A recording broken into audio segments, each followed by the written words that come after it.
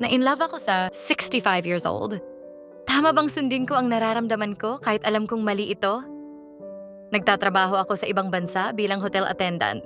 I'm 29, female. Noong 2019, naghiwalay kami ng ex ko at may isa kaming anak. Ngayon ay 8 years old na. Dahil sa layo at mga hindi pagkakaintindihan, nagkahiwalay kami.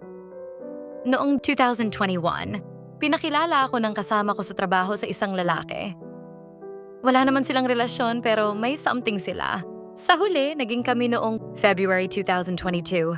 Hindi ko inakala na mahuhulog ako sa kanya, lalo na't may pamilya siya sa Pilipinas at 65 years old na siya. Umabot kami hanggang 2025 pero naging sobrang seloso niya. Madalas niya akong pagdudahan kahit wala akong ginagawang masama. Dahil sa mga duda niya, naghiwalay kami. Napaka-loyal ko sa kanya at mahal na mahal ko siya.